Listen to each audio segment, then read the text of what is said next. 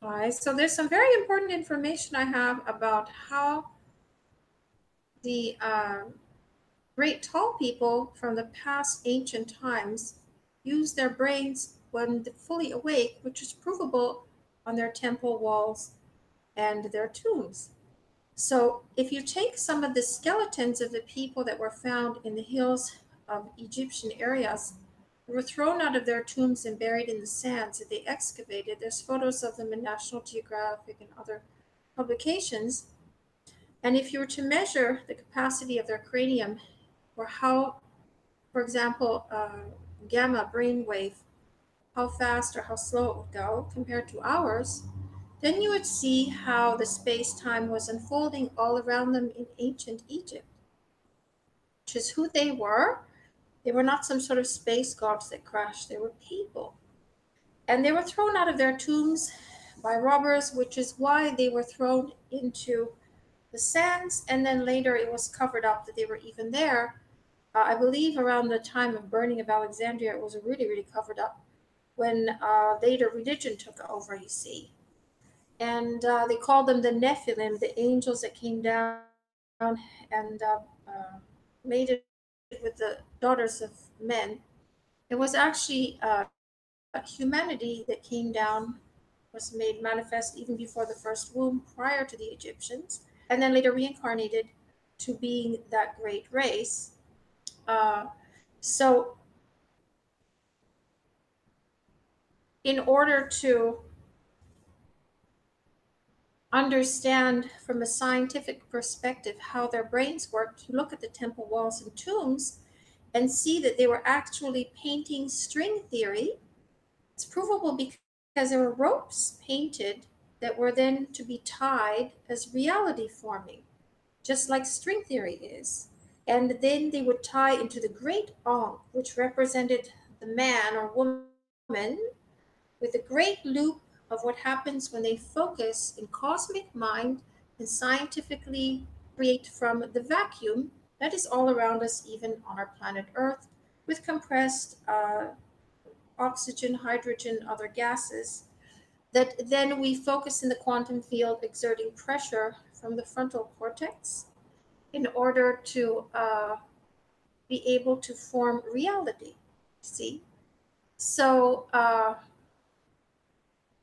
that is what is painted on their walls, and proof of two things. One, they were fully awakened consciousness, like we are endeavoring to be, using faster brain areas, cerebellum and midbrain.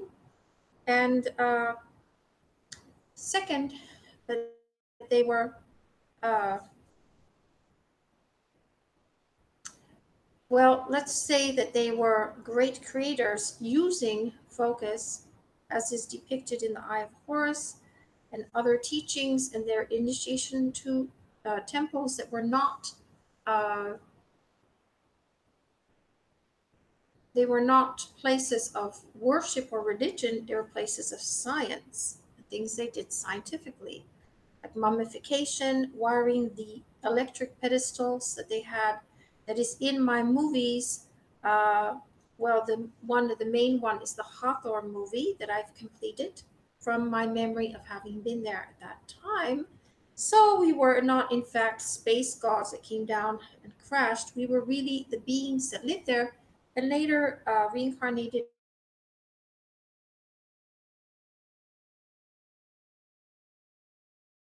in much smaller forms and became so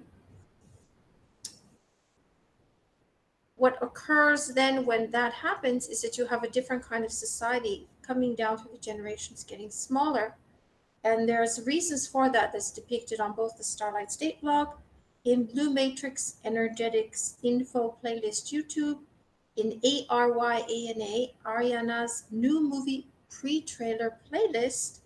The Hathor videos are the ones that I would watch on that topic in order to understand the information presented, as well as Starlight State blog Hathor page and Bluebirds of Paradise pages about what happened to me with extraterrestrial challenges, and also information that I got psychically and reading the Hathor information from the temple walls during the writing of the movie Hathor, which is going to be produced in Hollywood in the future.